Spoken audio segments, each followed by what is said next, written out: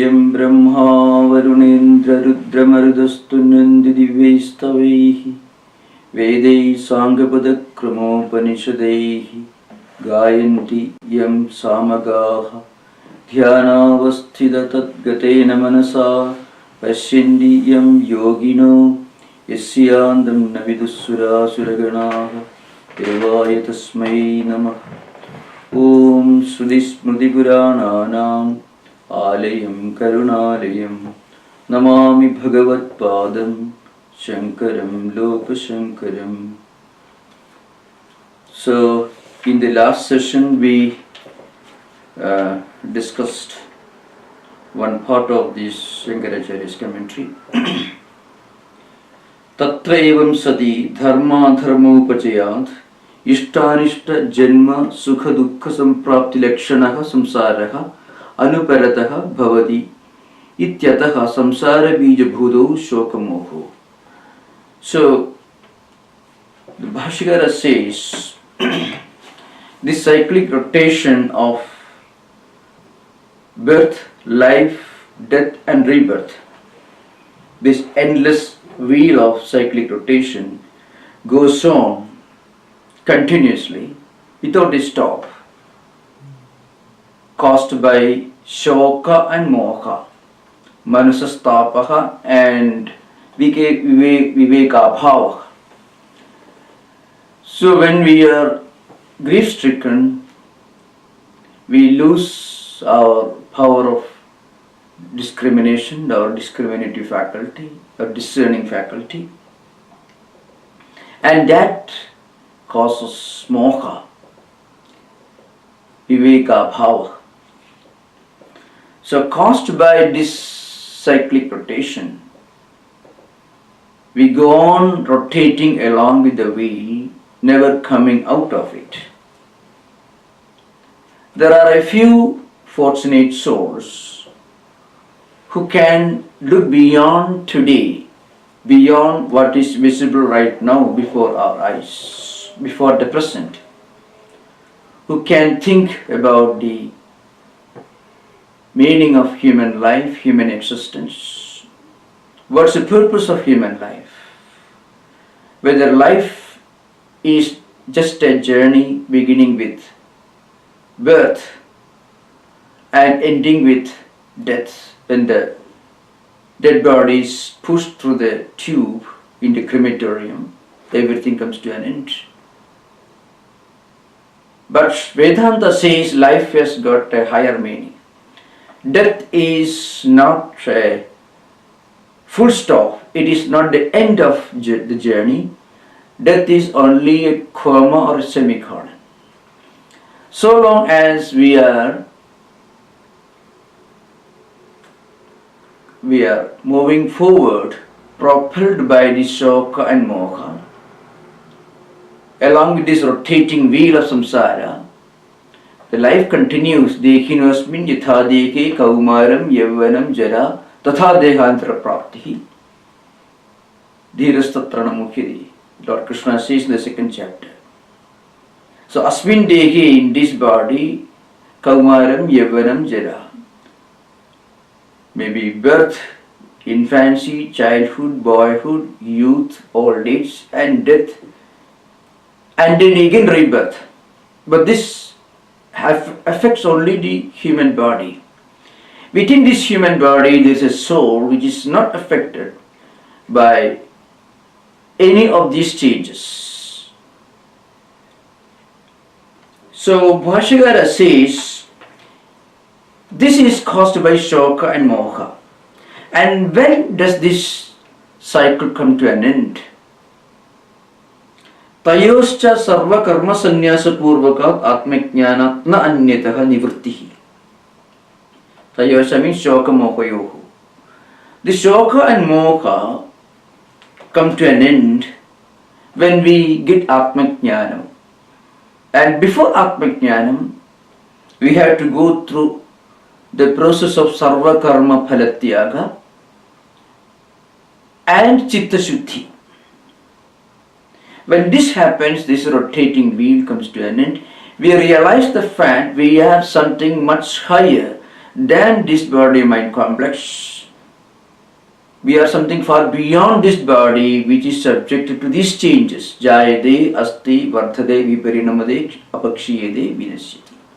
Sadvikara, 6 changes.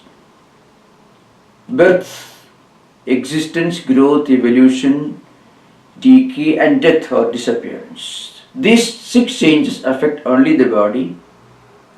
The Atman is not affected by these changes.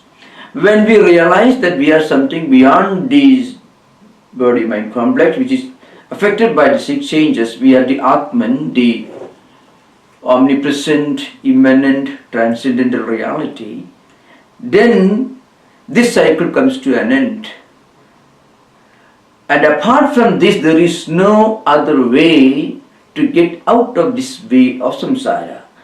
Na anyataha nivrittihi atmajnanat na anyataha nivrittihi idi tat upadidikshuphu sarvalokanugrahartham arjunam nimittikritya aha bhagavan vasudevaha ashocyan iti.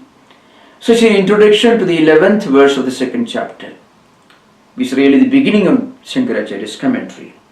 So Lord Krishna wants to teach the world this truth, that the only way out of this rotating wheel of cyclic existence is Atmajnanam, and this he teaches the humanity through Arjuna. Arjuna is just an instrument. Arjuna nimitti kritya. Arjuna is only nimitta, only an instrument. Now, how does this work at the individual level? See, it is called karma vritti samskara chakram. We do different types of work. We engage in different kinds of activities depending upon the type of karmas, the type of tendencies, the type of samskaras, vasanas that we have accumulated in previous life, which has caused the embodiment, which is called prarabdha karma. Now this prarabdha karma, though it's the cause of the present birth, life and embodiment, need not necessarily a tyrant. Karma is not a tyrant. Karma doesn't imply any kind of predeterminism. We can come out of karma if we try. It's like an arrow that is let the bow has to exhaust its velocity and momentum.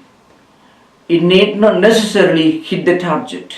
If a strong wind blows, then the flight of the arrow may be deflected and its velocity or momentum comes to an end. Similarly, when we do spiritual sadhanas, when we do spiritual practices like meditation, prayer, reading scriptures, contemplation and so on, we can quicken the process of our own evolution. Or if we take refuge in God, that can expedite our evolution. If a strong wind blows, the arrow's momentum is exhausted. It falls down. The arrow need not hit the target. So very often this karma is misinterpreted, very sadly, as a kind of tyrant, a dictator, a kind of predeterministic philosophy. It is not so. Karma is not a tyrant. In fact, the law of karma implies that we can build our own destiny if we strive through our own spiritual practices. If we don't do that, then we go on rotating. Every karma produces a vritti, a residual effect, and that becomes a samskara, which again becomes a vasana, which prompts us to do certain kinds of activities, which again accumulate vrittis, samskaras and vasanas. Like that, the rotating wheel goes on.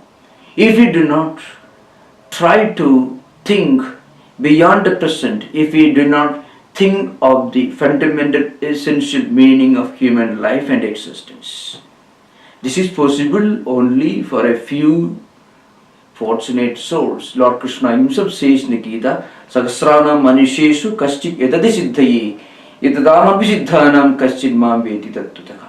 Of the thousands, maybe among millions in today's context, only just a handful, a few, will have the good fortune to look beyond the present and to think of the ultimate destiny and meaning and relevance of human existence and life.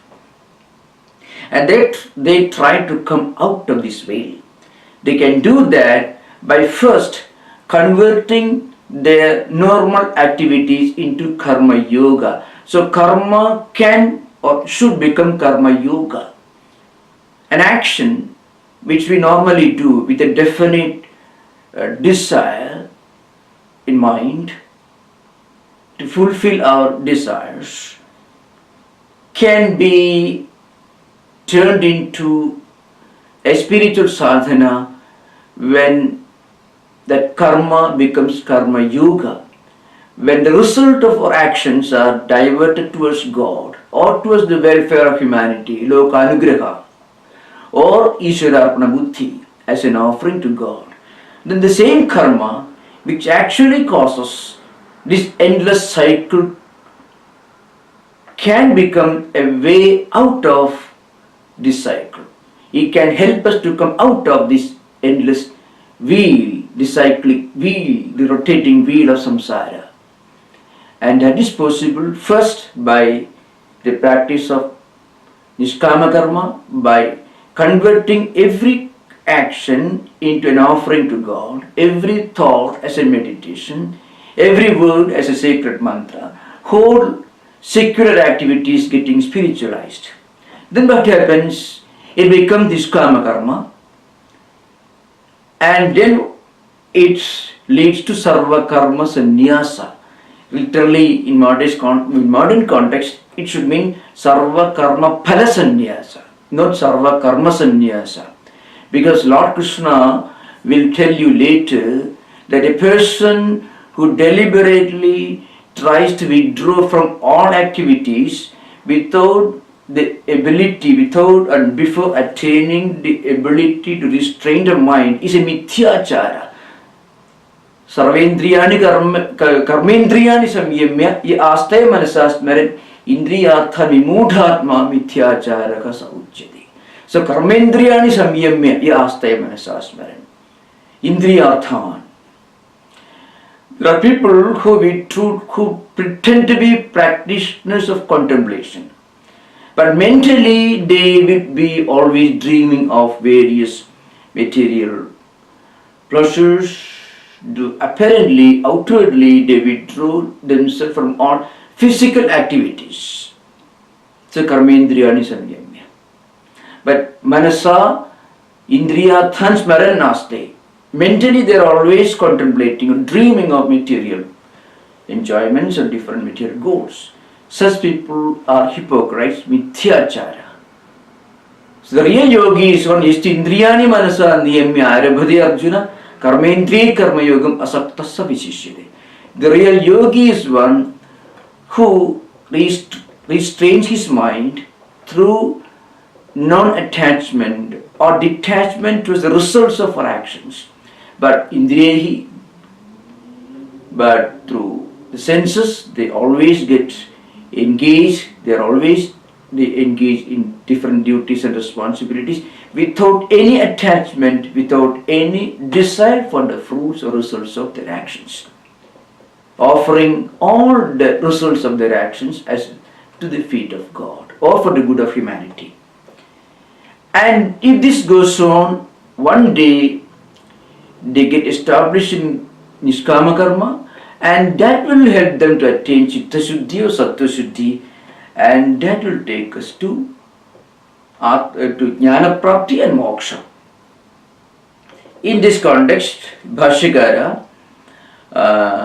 introduces some very important philosophical trends, thought systems of his times. Now, as I mentioned earlier, every interpretation, every commentary will have the following elements. Padachedu, Padarthokti, Vigraho Vakya Yojana, Akshepascha Samadhanam, Vyakhyanam, Shadvitham, Smrutam. So every commentary, traditional commentary, will have 6 important elements. So one is Padachedu, Padarthokti. So a commentator will do Padacheda, splitting of words, then he will explain the meaning of Padarthas, words, then he will put in prose order, and then after all these, one important process begins. There are schools of philosophy which may not fully agree with the views of Bhashyakara. So they may raise certain objections. Or Bhashyakara himself wants to establish Advaita by projecting some of the prevailing contrary views, Purvapaksha or Akshepa.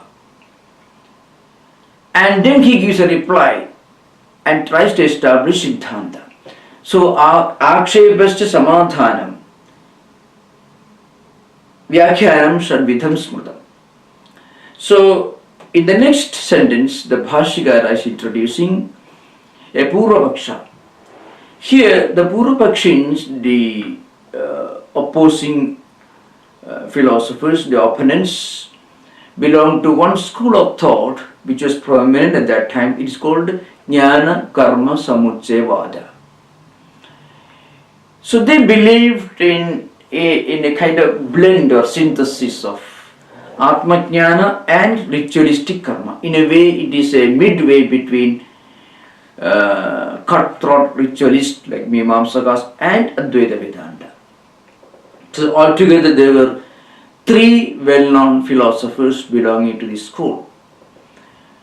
The most prominent among them was Bhartruprapancha, who is supposed to have written a commentary on Bhagavad Gita, trying to establish his view that Jnana-karma-samuccaya vada, that means a blend of ritualism and Atma-jnanam, is the central theme of Bhagavad Gita. That's a means for moksha. That's the only path for liberation. That was his view. Another philosopher belonging to the same school was Brahmadatta. And the third philosopher was Mandana, who wrote Brahma Siddhi. So Sureshwaracharya, one of the disciples of Shankaracharya, who wrote his famous commentary on Shankaracharya's Brihadaranya Upanishad Bhashyam, Brihadaranya Upanishad Bhashya Vartikam, and also the Nishkarmisiddhi, tries to bring forth their views. Many of their original works are no more available, especially the works of Bhartruprapancha and Brahmadatta are really not available at present. So we get a clear view of their system of philosophy, their views, only from the works of Bhashyakara. Of course, Sri Shankaracharya tries to refute the views of Bhartruprapancha in his Brahmasutra Bhashya, Avilodhadhyaya, 2nd chapter, and also from the works of Sureshwara like Bhashya Vartikam and Brihadaranya Upanishad Bhashya Vartikam and Nishkarmisiddhi. So the Bhashya begins with this Purvapaksha, the opponent's view. Tatra kejit ahu sarva karma sannyasa purvagat atma jnana nishtha matrat eva kevalat kaivalyam na prapyate. Eva kim tarhi agnihotradi sraudat smartha karma sahidat jnanat kaivalya praptihi idi sarvasu gitasu nischitaha arthaha iti. So here Anandagiri introduces this Purvapaksha. Sarva karma sannyasa purvagat atma jnanat eva kevalat kaivalya praptihi idi Gita Shastrarthaha Swabhiprede Vyakhyata. So Bhashyakara has already established the central theme of Bhagavad Gita, that is Sarva Karma Sannyasa Purvagat Atmajnanat Kevalat Kaivalya Prapti. The ultimate liberation is possible. Kaivalyam or moksha is possible only through Atmajnana, which should be preceded by Sarva Karma Sannyasa. This is clearly established by Bhashyada. Sampradi Vrittikridam Abhipredam Nirasidam Anuvadati Tatra Iti. After this, the Bhashyagara is now explaining the view of Jnana-karma-samuccaya. So he has used the word Vrittikridam. So according to many scholars, this is a reference to Bodha in a Vritti. But a large number of scholars do not agree to this view, because Bodhayanas Vritti is somewhat some kind of a prelude to Ramanuja's Vishishtadvaita vada. And of course, he is also the author of a commentary on the Brahma Sutras. And according to some scholars, this is a reference to Bodhayana Vritti on Brahma Sutras themselves. But in Shankaracharya's commentary, no basis or evidence is available to prove that this Vrittigara was a Vishishtadvaita. That means a follower of qualified monism. Just because the Vrittigara had stated that a blending of karma and jnana enables one to attain liberation, we cannot infer from that one reason alone that he must be a Vishishtadvaita. So Mandana Misra is another one, is the author of Brahma Siddhi. He is an Advaitin, but he also in a way accepted a blending of jnana and karma for liberation. As I mentioned earlier, the most prominent among them was Bharta Prapancha, who was a champion of this theory of blending jnana and karma, and who is refuted by Shankaracharya himself. So anyway, this is a controversial matter.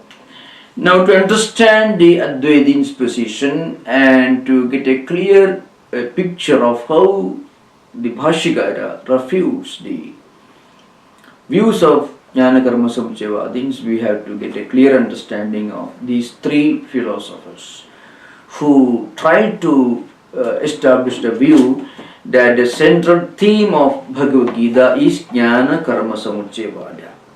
First of all, what is Jnana-karma-samuccaya?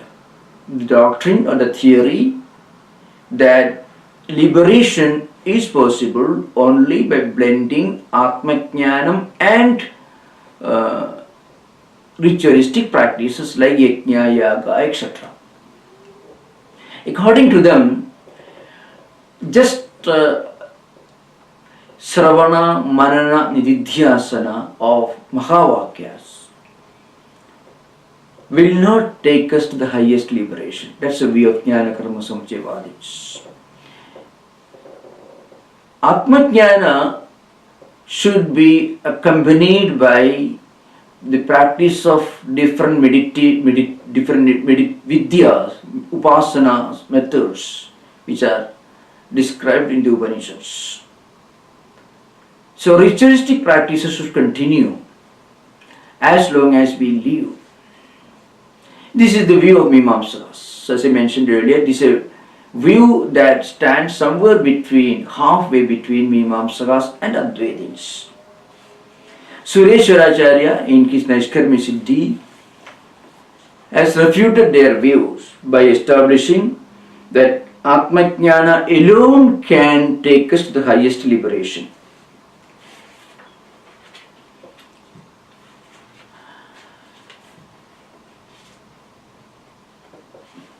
Now, as I mentioned earlier, the three philosophers are Bharta Prapancha, Brahmadatta and Mandana. Of course, there are slight differences in their views. We get a clear understanding of their philosophical ideas only from Shankaracharya's work. Brahmadatta was some kind of an Advaiti, and he also supported this Jnana-karma-samuccaya marga. He says that even after getting Atma-jnana, a mumukshu, he doesn't become a mukta, a mumukhu, he is still a mumukshu, he should practice dhyana-abhyasa, which is called prasankhyana. So often this is called prasankhyana vada. And these dhyana methods are explained in the Upanishads. For example, he says, Atma itteva upasida. Now, in this Mahavakya, the central theme is dhyana. Mahavakyas like Tattwamasi have only secondary meaning according to Brahmadatta. So we must listen, we must understand, we must get a Shastrartham of Mahavakyas like Tattwamasi, and then we must practice Dhyana Abhyasa, meditating on the meaning of great Upanishadic statements like Atma itteva upasida. We must meditate on the fact that Atman is residing in our Hridaya Guha. This was his view.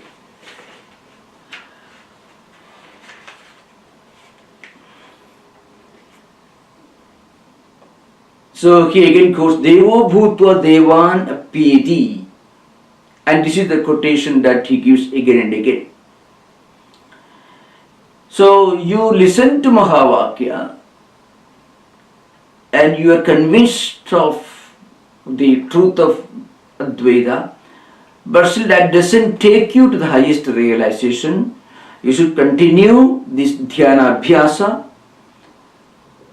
So Devo Bhutva Devan Apyeti. So through this meditative practices, gradually we must realize the truth.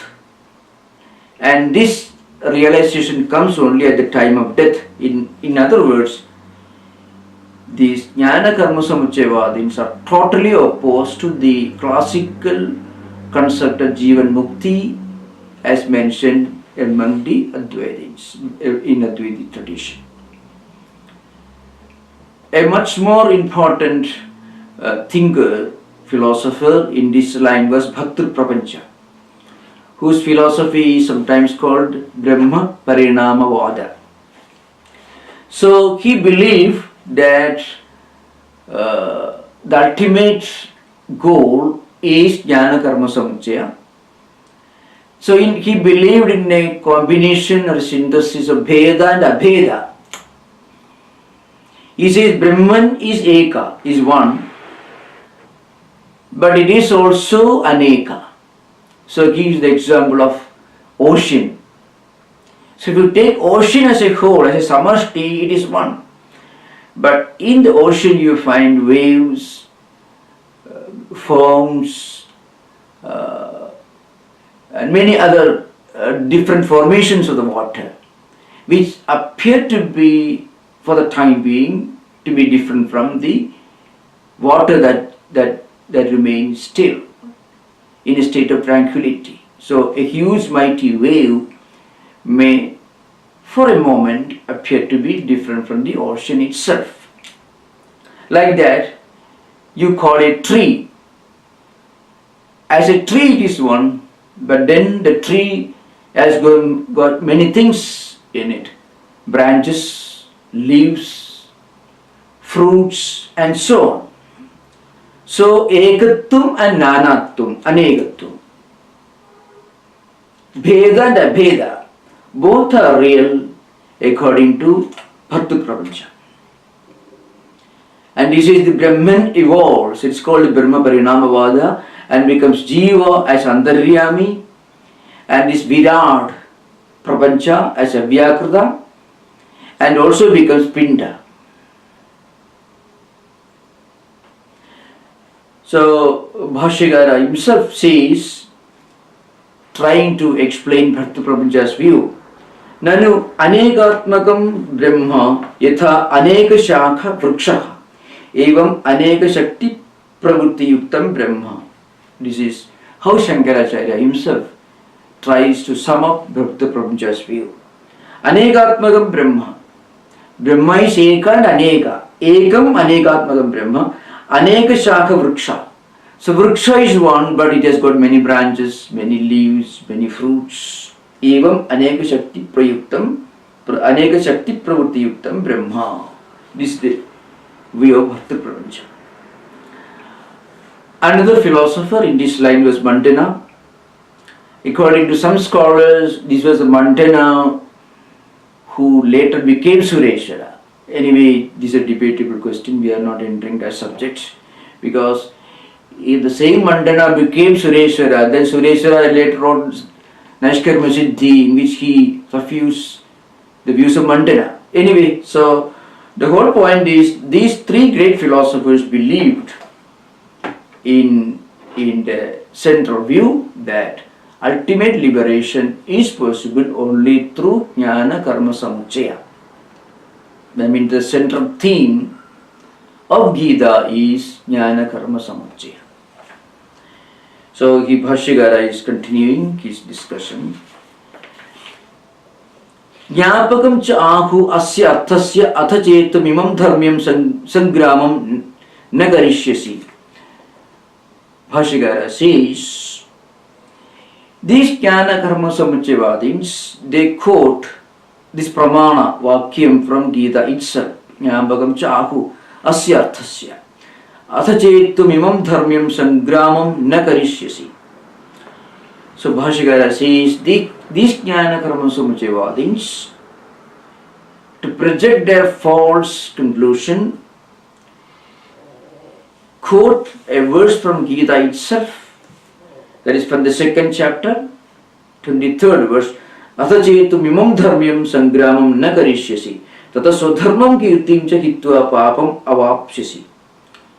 Lord Krishna tells Arjuna in this verse, if you run away from this righteous duty, that is to fight for dharma, to protect the poor, the weak, the good people from evil men, from those who practice adharma. If you do not defend dharma, if you do not act in defense of dharma, and if you shun your duties and responsibilities, running away from your responsibilities and duties and swadharma, then your reputation will be shattered and you will accumulate sin. It is a sinful thing, a sinful act to run away from one's own righteous duties and responsibilities. This is what they quote. And karmanneva adhigaraste ma phaleshu kadachana. So te adhigara karmani eva. Apparently, one may imagine that these views support Jnana-karma-samuccaya, or it supports the view that karma should be continued throughout one's life. So these are the verses they quote. Again, kuru karmaiva tasmatvam, therefore you should act, you should continue doing your duties and responsibilities, ityadi. These are some of the pramana vakyas that Jnana-karma-samuccayavadins quote from Gita itself. Again, they are giving other false reasons for their view that karma should continue. One must continue ritualistic practices even after getting Atma-jnana. Himsadi yuktatva vaitikam karma atharmaya iti iyamapi ashankana karya katham kshatram karma yuddha lakshanam guru bhratru putradi himsa lakshanam atyanta kruram api swadharma iti krutva na atharmaya. Here is a reference to Manu's statement, Nahim siyat sarva bhutani. So there is a statement in Manusmriti. One should not kill or do harm to any of living beings. So people may perhaps quote this Manusmriti Vakyam and tried to criticize the Jnana-karma-samuccaya on the basis of the fact that ritualistic karmas like Somayaga, Nishtama, or Vajpaya, or Ashwametha, Apturyama, any of the Saptahaviri yajnas will involve himsa, violence to animals, animal sacrifices. Therefore, atharmaya therefore it may lead to atharma. So these are some of the possible reasons that people may raise against Jnana-karma-samuccaya. They themselves argue. So Bhashyakara is here projecting some of the arguments that Jnana-karma-samuccaya used to defend their view. And after projecting their arguments, Bhashyakara will refute them in the light of Advaita. Iyamapi ashankana karya katham kshatram karma yuddha lakshanam guru bhratra putradi himsa lakshanam atyanta khuramapi swadharma iti krutva na dharmaya. Though yajnas, yagas and ritualistic practices, vaidya karmas may involve himsa, still it will not lead to atharma, because kshatram karma yuddha lakshanam, Arjuna was a kshatriya, and kshatra karma is yuddha lakshanam. It is a kshatriya, yuddhe chapi apalayanam. A kshatriya is supposed to defend dharma, the weak, the poor, the women folk, against oppressors. That's their sacred duty and responsibility. If they do not do their sacred duty, then it will be atharma. Therefore, it may not be atharma. Tad agaranecha tata swadharmam kirtincha hitva papam avapsisi. Not only that, if a kshatriya runs away, if he avoids the performance of his righteous duties and responsibilities, then what happens? He will lose his reputation and he will accumulate sin. It will be a sinful thing to run away from one's own righteous duties and responsibilities. We should remember these are all arguments that the followers of Jnana-karma-samuccaya are raising in defense of their view. Iti bruvada yavajjivadi sudhichodhitanam paschadhimsa lakshananam cha karmanam prak eva na dharmattum iti sunischitam uktam bhavati iti. So they quote all these verses. What are the verses? Yavajjivadi sudhichodhitanam. So yavajjivam karma kutriyas. There are many injunctions in the Karmakanda literature which says that we must continue the practice of rituals, Vedic sacrifices, as long as we live. We have no right to stop doing or performing Vedic karmas, duties and responsibilities. So they should continue so long as we live. So Pashwadhimsa lakshananam cha karmanam prageva na dharmattum iti sunischitam uktam bhavati. So they quote all these Sudhivakyas, and they say in performing all these rituals there is absolutely no atharma. This is the view of Purvapakshins of Jnana-karma-samuccaya. In a way you can find a reflection of a blind pursuit of the cult of action, efficiency, success, all in pursuit of material enjoyment. That is what you find reflected in their views. That means the essence of human life is action. And even if we reach the highest spiritual realization, we have no right to stop our pursuit of success and material comforts, which are after all the goal of these Vaidya karmas.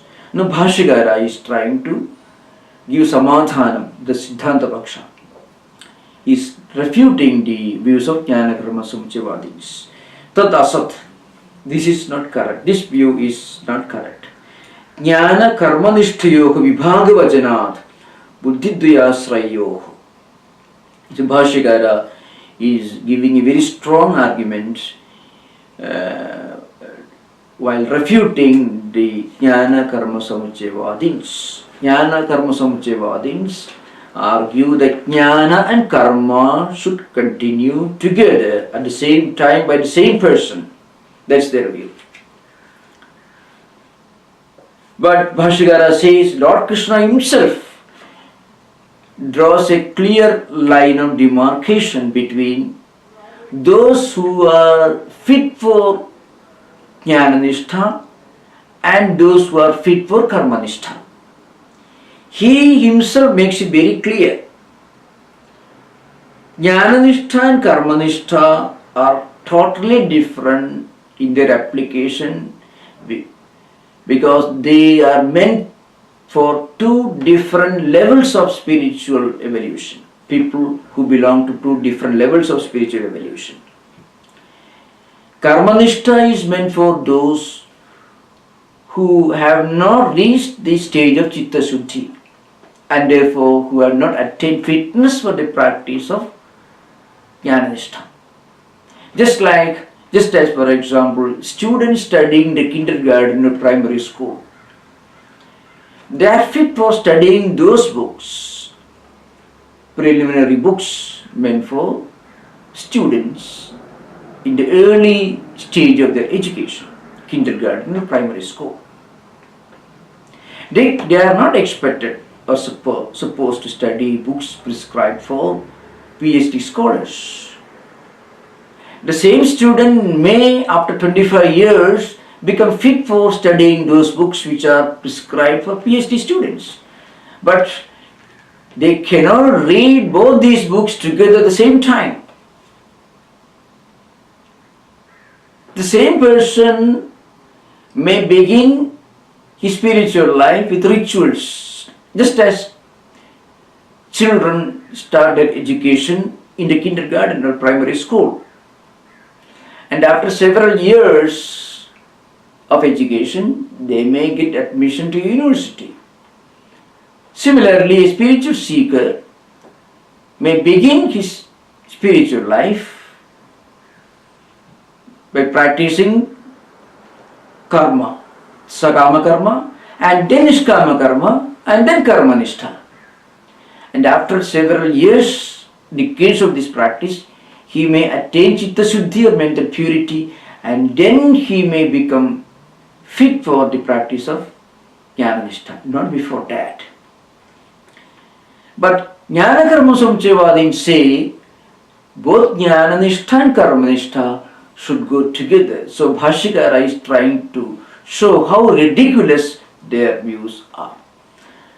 So in defense of his view, Bhashyakara quotes a very important pramana, sloka from Gita itself. Lord Krishna himself says in the 3rd chapter, 3rd verse, Lokesmin dividhanishta pura prokta maya anakha jnana yogena sankhyanam karma yogena yoginam. Right from the beginning of existence and creation, I have taught these two parts, Sankhya Buddhi and Yoga Buddhi. Sankhya, that is Jnana-nishtha and Karma-nishtha. Two different types of spiritual seekers. For those who are yogis, those who have got Yoga Buddhi, we will explain what is meant by Yoga Buddhi. I have taught Karma-nishtha, Karma Yoga, and those who are more highly evolved, I have prescribed Jnana-nishtha for them. I have not prescribed a combination of both. This is a very strong argument in defense of Advaita view. So, Bhashyakara says, Tad asat jnana karma nishthayoh vibhaga vajanat. So, this is the vibhaga vachana.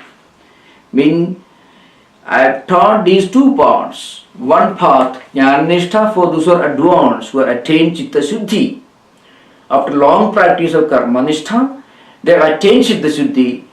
They have got Sankhya Buddhi. Sankhya Buddhi will explain. For them I have prescribed Jnana-nishtha. For those who have not attained Chitta Shuddhi, I have prescribed Karma-nishtha. Here we should remember the meaning of this Sankhya Buddhi. So, Samyak khyayate atma iti Sankhya. This is the real meaning of Sankhya. Means a path, a spiritual path from which we get a clear experience, knowledge of Atma Jnana. I mean something that gives us Atma Jnanam. That is the meaning of Sankhya. See, Jnana-nishtha. It has nothing at all to do with the Sankhya philosophy of Kapila or the Sankhya written by Ishvara Krishna. So this should be kept clearly in mind. Sankhya here has nothing at all to do with Kapila's Sankhya philosophy or Ishvara Krishna's views in the Sankhya. It means Samyak khyayate atma iti, Samyak khyayate jnayate atma iti Sankhya. And yoga, the word yoga also is used with a definite meaning. Yoga has nothing to do with Patanjali's Yoga Shastra. What it means is Karma-nishtha or Nishkama Karma, which will take us to Chitta Shuddhi. That is the meaning of yoga here.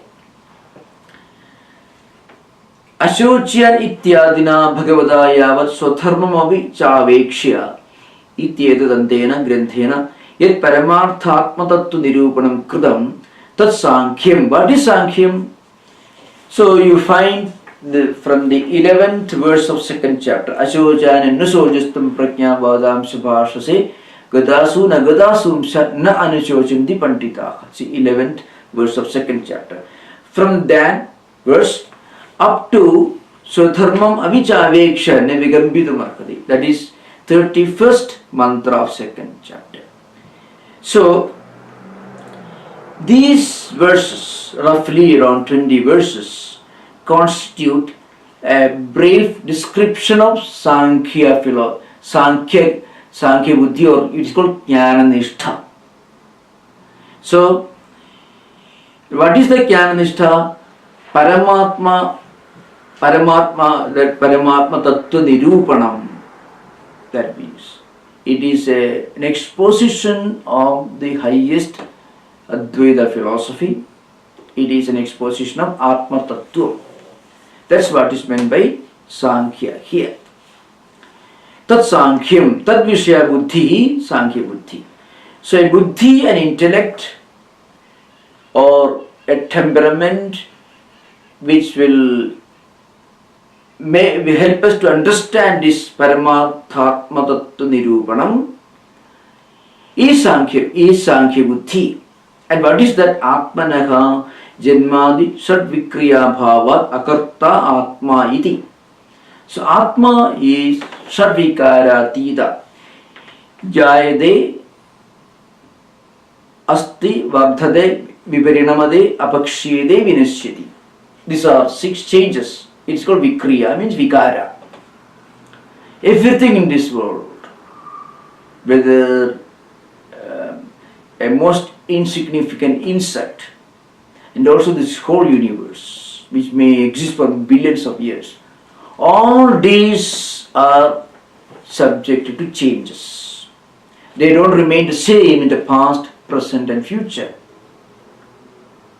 Birth itself is a transition from a state of non-existence into state of existence at the empirical level.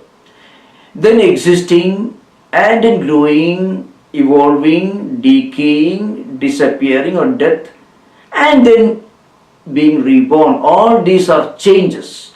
These are vikriyas or vikaras.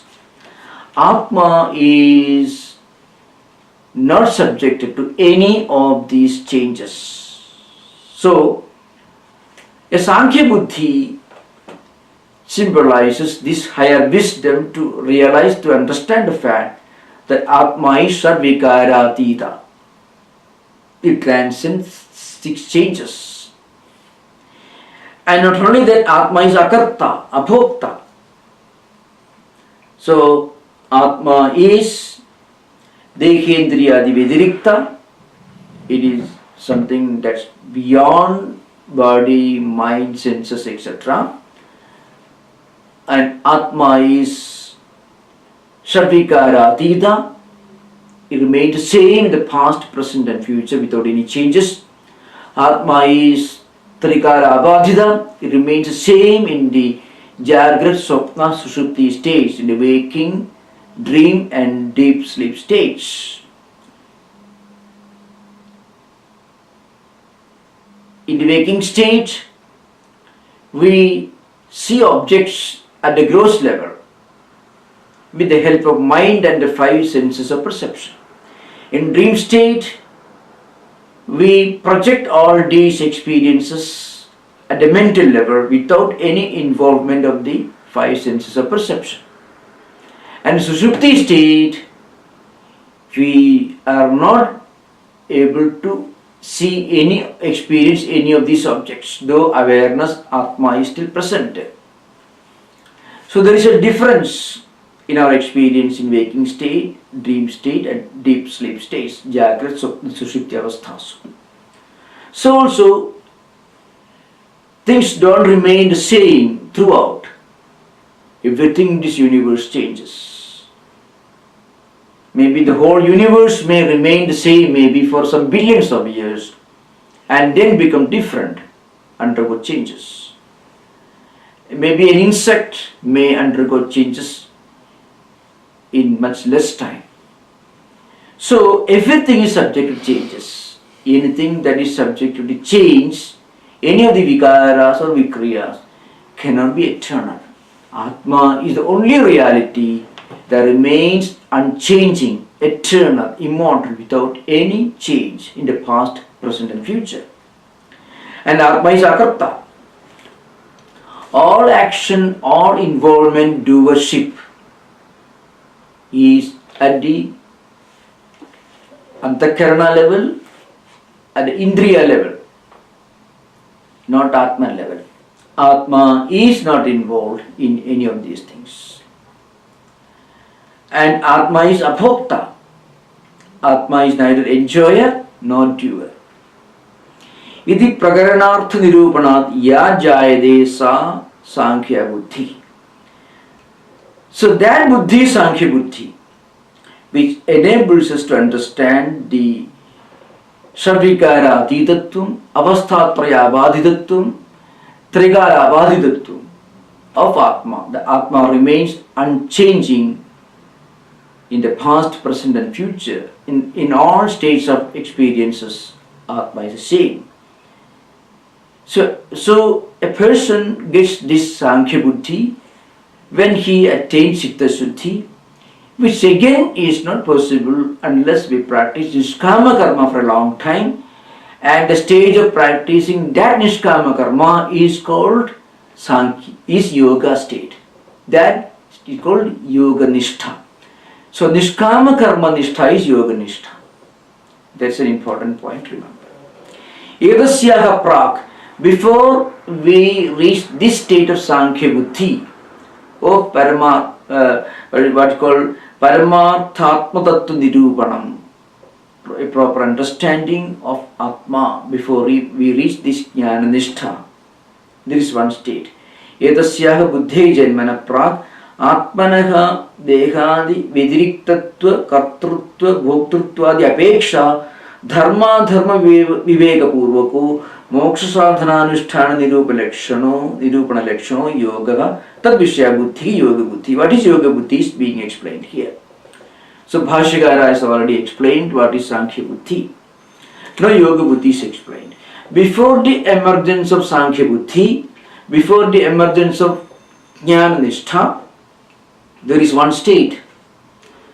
At that state, we realize from scriptures, we understand from scriptures by discussing through Sravana and Manana, we understand that Atma is Dehadi Vediriktam. That means from the Upanishad statements, we understand that Atma is something beyond Deha, Indriya, etc. But then we are not realized the Akatrutvam and Abhoktrutvam of Atma. We are not fully realized. At that state, we must have dharma viveka purva. We must practice dharma. We must desist from doing anything which is adharma. So, holding fast the principles of dharma and practicing our karmas, duties and responsibilities as an offering to God without attachment, without obsessive attachment to the results of our actions, but without any kind of indifference. So, the Nishkama Karma Anushtanam, the practice of duties and responsibilities without any attachment to the result, doesn't mean that we should be indifferent to the result. Because Lord Krishna himself is going to tell you, Saktaha karmani avidvam so yatha kurvanti bharata kuryat vidvan tha asaktaha chigishu loka sangraham. What is the characteristic of a karma yogi or a person who practices karma yoga nishtha? Such a person will... When is this super shadow has come out? A person who is practicing karma yoga nishtha will be a person of great shraddha, enthusiasm, efficiency. He will have the same efficiency, the same enthusiasm, the same shraddha, the same organization skill as a person who is doing everything with a great desire. But at the same time, he will be totally detached. So an average person who is not practicing karma yoga will be doing everything with great efficiency and enthusiasm, but he will be terribly obsessed by the result. He will be always thinking of the result. He is not because he is not able to understand the dynamics of karma yoga. So saktaha karmani avidvamsaha. Mean those who do not know the meaning of karma yoga, they karmani saktaha. They are always attached to karma and karma phala. As a result, a lot of anxiety, neurosis, depression, disappointment, sleeping pills and so on. Now, a karma yogi combines the efficiency of such a person, but he at the same time is fully detached. He remains in a state of non-attachment to the result, which enables him to continue his work, performance of duties and responsibilities with great efficiency, minus the problems of efficiency. Normally, when we do work with great attachment and enthusiasm, it creates a lot of anxiety. But a karma yogi is able to practice a combination of efficiency of an ordinary person of action and the contemplative spirit of a great saint or sage. So, combination of action and contemplation. That's the essence of karma yoga nishtha. For that, he should read scriptures. For that, he should think of the meaning of scriptures and also try to practice niskama karma. And in his interaction with others, he must practice proper discerning mind, proper discriminative faculty. Discriminative faculty means a discerning mind. So, Bhagavad Purana in the Nimin-Navayogi Samvada outlines this view. Ishvare tad adhineshu varisheshu disutsucha prema maitri kripa upeksha yak karodi samadhyamaha. So such a person who is still evolving, he should be devoted to God, he should be friendly with other spiritual seekers, and he he should be sympathetic towards those who are spiritually inclined but may not be well informed about it, and he should be totally indifferent and keep a long distance from those whose association may create conflicts in his mind. That's why dharma dharma viveka purvako moksha sadhananusthana nirupana lakshano yoga tad vishya buddhi yoga buddhi sa yesham karmenam uchida bhavati te yoginaha तथा च भगवदा विभक्ते द्वे बुद्धि निर्दिष्टे एषा ते अभिहिता सांख्ये बुद्धि योगे तु इमाम शृणु.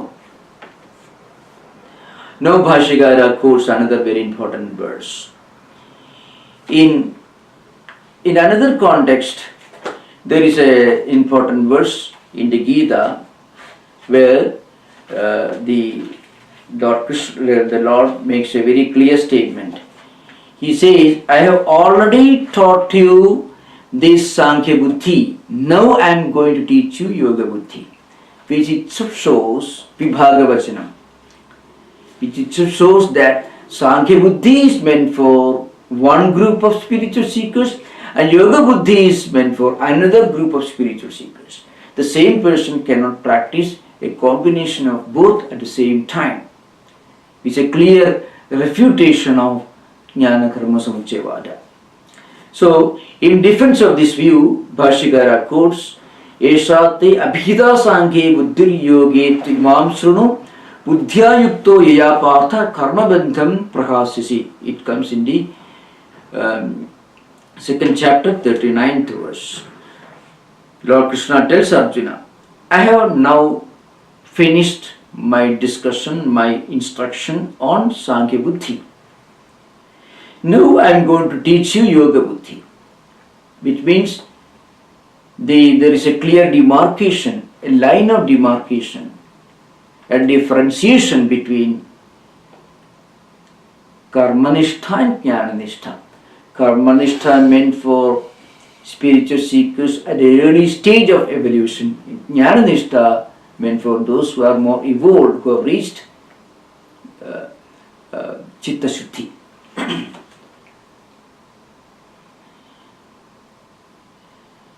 तथा च योग बुद्धिया श्रयाम कर्म योगेन निष्ठाम विभक्ताम भक्ष्यति कर्म योगेन योगिनाम. So already we have discussed that means lokesmin vividha nishtha pura prokta mayanakha jnana yogena sankhyanam karma yogena yoginam iti. एवं सांख्य बुद्धिम योग बुद्धिम च आश्रित्य द्वे निष्ठे विभक्ते भगवदा एव उक्ते ज्ञान कर्मणोः कर्तृत्व अकर्तृत्व एकत्व अनेकत्व बुद्ध्याश्रयोः एक पुरुषाश्रयत्व असंभवं पश्यता.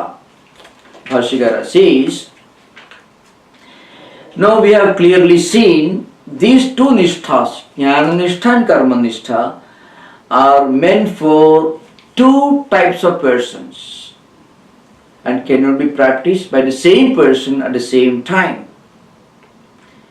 The same person may practice karmanistha for many years and later when he is more evolved, he may become fit for practicing jnana-nishtha after attaining chitta shuddhi, but he cannot practice the two paths together at the same time. We will continue the discussion in the next session. Om Shanti Shanti Shanti Harihi Om Tat Sat. Sri Ramakrishna Pranamastu.